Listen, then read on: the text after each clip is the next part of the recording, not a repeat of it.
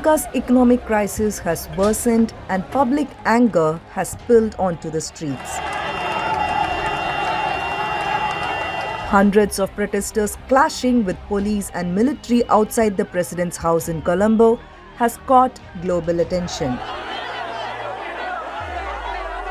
Amid this, the President Gotabaya Rajapaksa declared an emergency in Sri Lanka.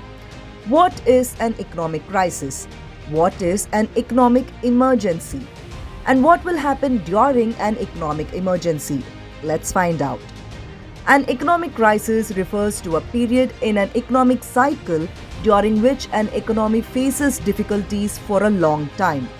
A drastic fall in the economic performance of the country is witnessed due to a decline in production and demand, rising unemployment, and bankruptcy of businesses.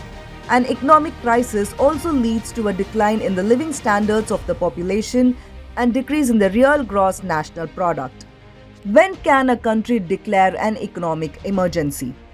Different countries have different norms for declaring an economic emergency. In India, an economic emergency can be invoked by the central government when it expects any financial risk to the Indian economy.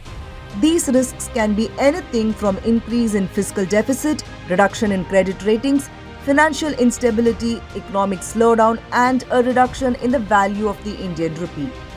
Chapter 18 of the Indian Constitution allows the President of India to invoke certain provisions of the Constitution to control exceptional situations prevailing in the country. Article 360 of the Indian Constitution contains provisions relating to financial or economic emergency. The Supreme Court, however, has the power to review the declaration of an economic emergency. Additionally, within 2 months of the President declaring an economic emergency, it needs to be approved by a majority in both the houses of Parliament, the Lok Sabha and Rajya Sabha.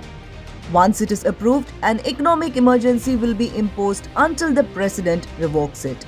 So what will happen when an economic emergency is imposed? When an economic emergency is invoked, certain powers that rest with the state governments are transferred to the central government. The central government will also have the right to cut the salaries of central and/or state government employees, including state budgets, will also require the approval of the President. The Constitution, however, does not define the period of economic emergency. It is thus up to the President to decide when the emergency period will end. The emergency in Sri Lanka was imposed in the interest of public security to protect public order and the maintenance of supplies and essential services. A federal report.